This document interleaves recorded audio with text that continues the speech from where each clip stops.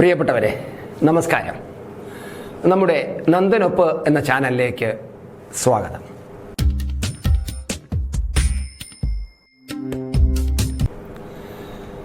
ഞാൻ നന്ദകുമാർ. നമ്മുടെ തിരഞ്ഞെടുപ്പ് വളരെ അടുത്തെത്തിയിരിക്കുകയാണ്. ഈ തിരഞ്ഞെടുപ്പ് നടത്തുമ്പോൾ ഇപ്പോൾ നമ്മുടെ തിരഞ്ഞെടുപ്പ് നടക്കുന്നത് നമ്മളൊരു മെഷീനിലൂടെയാണ് നമ്മൾ വോട്ട് ചെയ്യുന്നത്.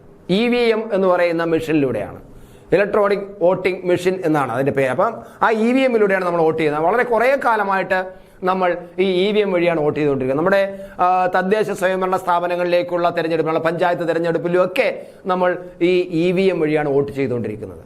ഈ അടുത്ത കാലത്തായിട്ട് അതിൻ്റെ കൂടെ മറ്റൊരു മെഷീനും കൂടെ വെച്ച് തുടങ്ങി, VVPAT എന്ന് പറയുന്ന മെഷീനും കൂടെ വെച്ച് തുടങ്ങി. അതായത് നമ്മൾ ഈ ഇലക്ട്രോണിക് മെഷീനിൽ നമ്മൾ വിരളമർത്തുമ്പോൾ അതിൽ ഒരു ബീപ്പ് സൗണ്ട് കേൾക്കുമ്പോൾ നമുക്കവിടെ വോട്ട് രേഖപ്പെടുത്തിയെന്ന് അറിയാം. പക്ഷേ ആ വോട്ട് കൃത്യമായിട്ടും പ്രിന്റിങ് വരും. അതൊരു ആ ചിത്രം നമ്മളതിൽ കാണിക്കും. ഇന്ന ഇതിൽ വോട്ട് വന്നിട്ടുണ്ട് എന്നുള്ളത് ഒരു ചിത്രം നമ്മളെ കാണിക്കും. അത് ഈ VVPATലാണ് നമ്മളെ കാണാം. അപ്പോൾ അതിലോട്ട് നോക്കുമ്പോൾ നമുക്കറിയാം നമ്മൾ ചെയ്ത വോട്ട് ഏതിൽ നമ്മൾ ആഗ്രഹിക്കുന്ന ചിഹ്നത്തിൽ തന്നെയാണോ വോട്ട് വീണെന്നത് കൃത്യമായിട്ട് നമുക്കതിൽ കാണാൻ പറ്റും. ഈ ബീപ്പ് സൗണ്ട് കേട്ടതിന് ശേഷം ഈ VVPATൽ ആ ചിത്രം തെളിയും. അപ്പോൾ നമുക്ക് ഉറപ്പായി ഞാനിട്ട വോട്ട് ഞാൻ ഉദ്ദേശിച്ച ചിഹ്നത്തിൽ തന്നെ വീണു എന്ന് ഉറപ്പാക്കാം. അതിന് വേണ്ടിയിട്ടാണ് VVPAT കൂടെ കൊണ്ടുവന്നത്. മാത്രമല്ല അതിനകത്തൊരു പ്രിന്റിംഗ് സംവിധാനമുണ്ട്.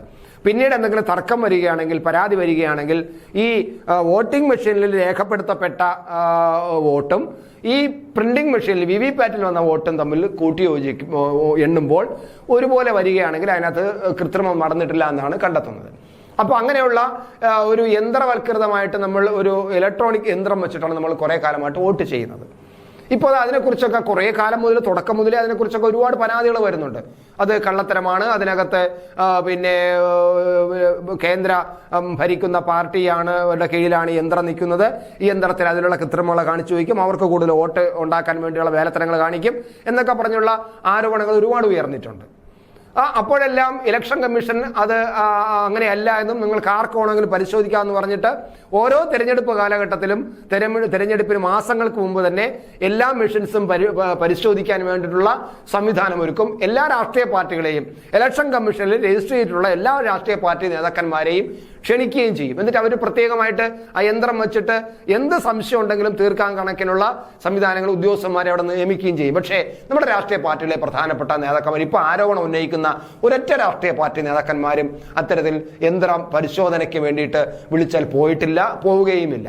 എന്നിട്ട് പുറത്ത് വന്നിട്ട് കുറച്ച് കഴിയുമ്പോൾ ഇലക്ഷൻ ഇങ്ങനെ മുടികി വരും, പറയും യന്ത്രം തകരാറാണേ, ഇത് കേന്ദ്ര സർക്കാരിന്റെ കീഴിലുള്ള അതുകൊണ്ട് BJP ഇതിനകത്ത് കൃത്രിമം കാണിക്കുന്നത്. ഇപ്പം BJP ആണല്ലോ കേന്ദ്രം ഭരിക്കുന്നത്, അതുകൊണ്ട് അപ്പോൾ BJP കൃത്രിമം കാണിക്കുന്നതെന്ന് പരാതി പറയുകയും ചെയ്തു. ഇന്നലെ കേരളത്തിൽ നമ്മുടെ കാസർഗോഡ് ഇത്തരത്തിലൊരു സംഭവം നടന്നു. അവിടെ യന്ത്രത്തിന്റെ പരിശോധനകളെല്ലാം എല്ലായിടത്തും നടക്കും. ഈ തെരഞ്ഞെടുപ്പ് മുന്നേ അതിൻ്റെ ഒരു പരിശോധന, ഒരു മോക്ക് ഡ്രിൽ നടക്കും. അപ്പോൾ അങ്ങനെ നടന്നപ്പോൾ അതിൽ BJPക്ക് കൂടുതൽ വോട്ട് വീഴുന്നു എന്ന് പറഞ്ഞ് വലിയൊരു അട്ടഹാസവും ബഹളമൊക്കെ വന്നു.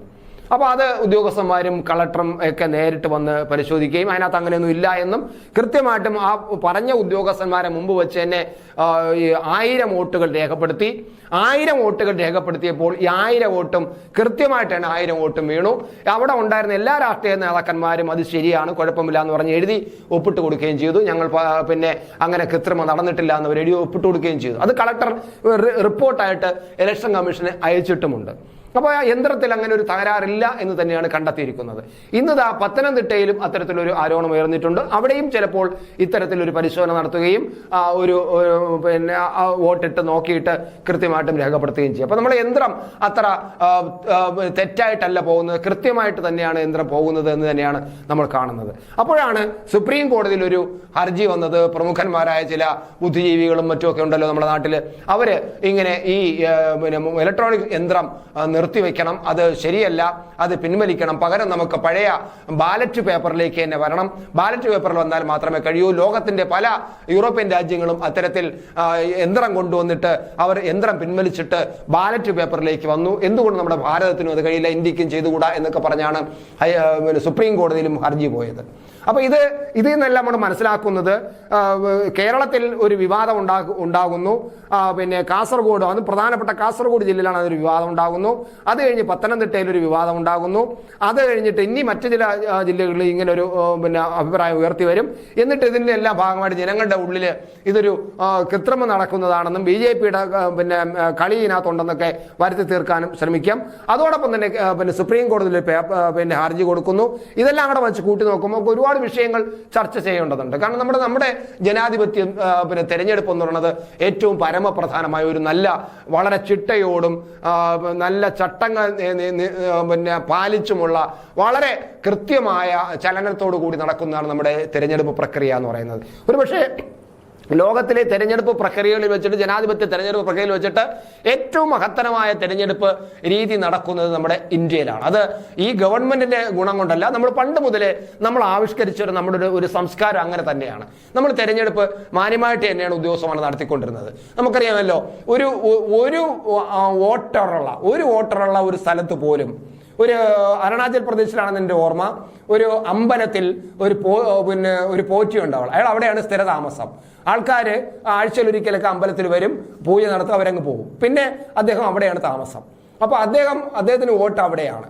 അപ്പോൾ അയാൾ അവിടെ തന്നെ കഴിയുള്ളൂ. അയാൾ അമ്പലം വിട്ട് പുറത്തും വരികയില്ല. പക്ഷെ അയാൾ രാജ്യത്തെ പൗരനാണ്. അപ്പോൾ അയാൾക്ക് വോട്ടും ചെയ്യണം. അയാൾ വോട്ടർ ലിസ്റ്റിൽ പേരുള്ള ആളുമാണ്. അപ്പോൾ ഈ നമ്മുടെ പിന്നെ സിസ്റ്റം അനുസരിച്ചിട്ട് ഉദ്യോഗസ്ഥന്മാർ, പിന്നെ നമ്മുടെ തിരഞ്ഞെടുപ്പ് ഉദ്യോഗസ്ഥന്മാർ, ഒന്നിലധികം 4-5 ഉദ്യോഗസ്ഥന്മാർ അവിടെ ചെന്ന് അദ്ദേഹത്തിന്റെ അടുത്ത് പോയിട്ട് 2 ദിവസം മുമ്പ് തന്നെ അവിടെ പോയി ചെന്ന് യാത്ര ചെയ്ത് അവിടെ പോയിട്ട് ഈ ദിവസം പോളിംഗ് ദിവസം അവിടെ പോയി ആ ഒരു വ്യക്തിക്ക് വേണ്ടിയിട്ട് നമ്മുടെ സംവിധാനങ്ങളെല്ലാം ഉപയോഗിച്ചുകൊണ്ട് വോട്ട് രേഖപ്പെടുത്തി തിരിച്ചു വരുന്ന സംവിധാനമാണ്. അത്ര ക്ലിയർ ആയിട്ടാണ്. ഇപ്പൊ തന്നെ വീടുകളിൽ കിടക്കുന്ന ശയ്യാവലംബിയായി കിടക്കുന്ന ആൾക്കാർക്ക് പോലും വോട്ട് ചെയ്യാനുള്ള അവകാശമുണ്ട്.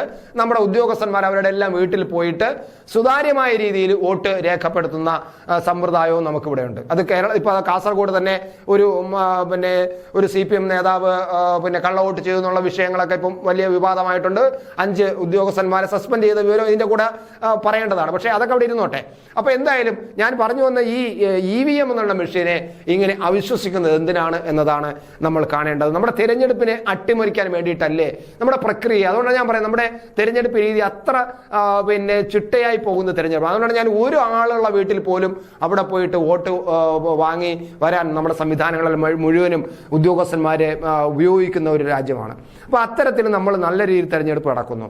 അപ്പോൾ ഈ സുപ്രീം കോടതിയിൽ ഇന്നലെ ഇങ്ങനെ ഒരു വാദം ഉന്നയിച്ചപ്പോൾ അത് ഏത് രാജ്യമാണ് ഇത്തരത്തിൽ യൂറോപ്യൻ രാജ്യം ഇങ്ങനെ യന്ത്രം EVM വേണ്ട എന്ന് പറഞ്ഞിട്ട് ബാലറ്റ് പേപ്പറിലേക്ക് പോയത് എന്ന് ചോദിച്ചപ്പോൾ അതിന്റെ ഹർജിക്കാരായ പ്രധാനപ്പെട്ട വ്യക്തികൾ, ഞാൻ അവരുടെ പേരൊന്നും പറയുന്നില്ല, കാരണം എന്നാൽ വലിയ പ്രമുഖന്മാരൊക്കെയാണ്, വലിയ ബുദ്ധിജീവികളൊക്കെയാണ്, വലിയ എന്ത് പറയാം വക്കീൽ എന്നൊക്കെ പറഞ്ഞ് നമ്മുടെ നാട്ടിലൊക്കെ വന്ന് വലിയ പ്രസംഗങ്ങളൊക്കെ നടന്ന ആൾക്കാരാണ്. എന്തായാലും അദ്ദേഹം പറഞ്ഞത് അത് ജർമ്മനിയിലാണ്. ജർമ്മനിയിൽ അവർ ഈ യന്ത്രമെല്ലാം മതിയാക്കിയിട്ട് അവർ ബാലറ്റ് പേപ്പറിലേക്ക് തിരിച്ചു പോയി. എന്തുകൊണ്ട് നമുക്ക് ചെയ്തുകൂടാന്നാണ്.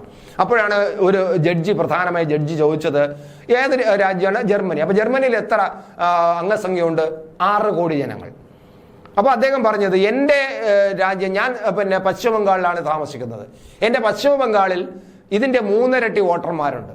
അവിടെ 6 കോടി വോട്ടർമാർ മാത്രമാണ് ജർമ്മനിയിലുണ്ടെങ്കിൽ പശ്ചിമ ബംഗാൾ അതിന്റെ ഇരട്ടിയിലധികം വോട്ടർമാർ പശ്ചിമ ബംഗാളിലുണ്ട്.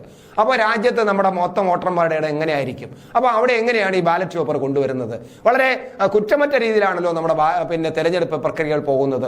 എല്ലാത്തിനെയും നിങ്ങൾ എന്തിനാണ് ഇങ്ങനെ കുറ്റപ്പെടുത്തുന്നതും എല്ലാത്തിലും കുഴപ്പം കണ്ടെത്താൻ ശ്രമിക്കുകയും ചെയ്യുന്നത് എന്തിന് എന്നാണ് കോടതി ചോദിച്ചത്. കോടതി തീർപ്പ് ഉണ്ടാക്കിയിട്ടില്ല. ഹർജിയിന്മേൽ മറ്റൊരു ദിവസത്തേക്ക് കോടതി തീർപ്പ് കൽപ്പിക്കാൻ വേണ്ടി മാറ്റിവെച്ചിരിക്കുകയാണ്. അപ്പൊ ഞാൻ ഈ പറഞ്ഞു വന്നത്, ഈ നമ്മുടെ ജനാധിപത്യ പ്രക്രിയകളെയും നമ്മുടെ തെരഞ്ഞെടുപ്പ് പ്രക്രിയകളെയും അട്ടിമറിക്കാൻ വേണ്ടിയിട്ട് ഒരു സംഘം പ്രവർത്തിക്കുന്നുണ്ട്. നമ്മുടെ രാജ്യത്തുള്ളവർ തന്നെയാണ് അവർ പ്രവർത്തിക്കാൻ അവർക്ക് എല്ലാ ഇന്ധനവും സാമ്പത്തികമായിട്ടും എല്ലാ സംവിധാനം കൊടുക്കുന്നത് രാജ്യത്തിന്റെ പുറത്തുള്ള ചില ഏജൻസികളാണ്.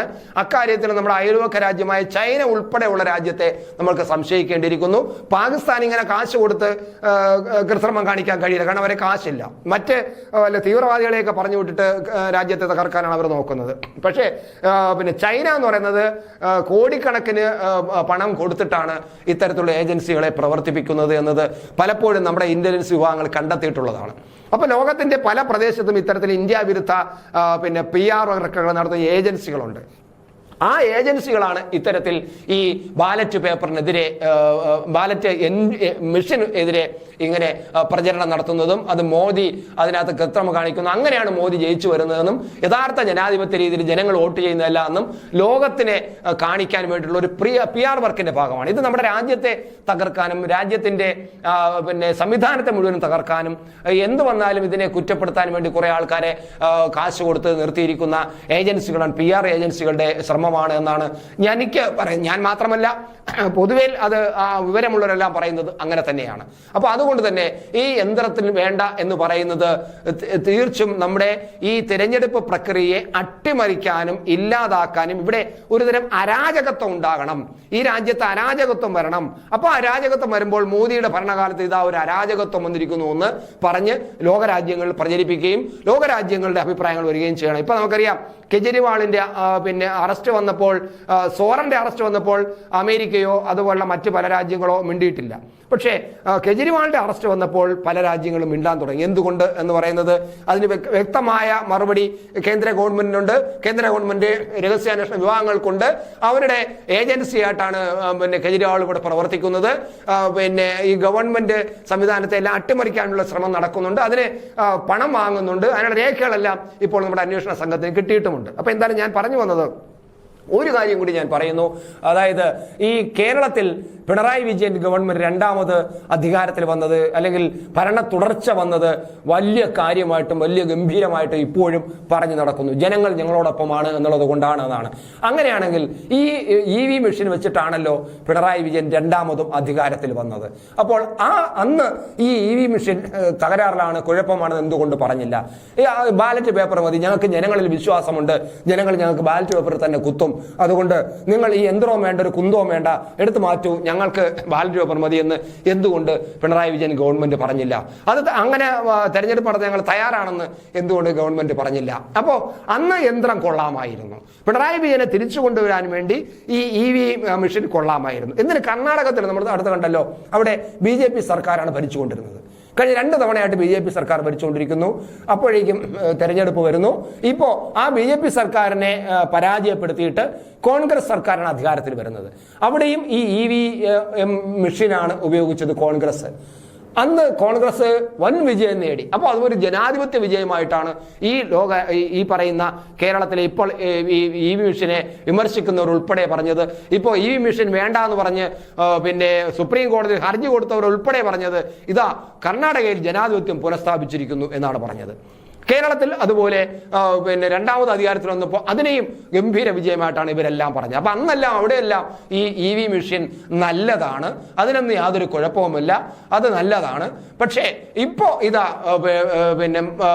രാജ്യം മുഴുവനും ഒരു വല്ലാത്ത അഭിപ്രായങ്ങൾ വന്നിരിക്കുന്നു. സർവേകളെല്ലാം മോദി ഗവൺമെന്റ് അനുകൂലമാണ്, മോദി തിരിച്ചു വരുമെന്നുള്ള അഭിപ്രായം. അപ്പൊ അങ്ങനെയാണെങ്കിൽ അതിനെ ജനാധിപത്യ ക്രമം അനുസരിച്ച് ജനങ്ങൾ ആഗ്രഹിക്കുന്നതല്ല, മെഷീൻ കൊടുത്ത അധികാരമാണ് എന്ന് വരുത്തി തീർക്കാനുള്ള ഒരു ശ്രമമാണ്. അത് ലോകരാജ്യങ്ങളിൽ നിന്നും പല PR വർക്കിന്റെ ഭാഗമായിട്ട് സംഭവിക്കുന്നത് എന്ന് തന്നെയാണ് ഇത് തീർത്തു പറയേണ്ടത്.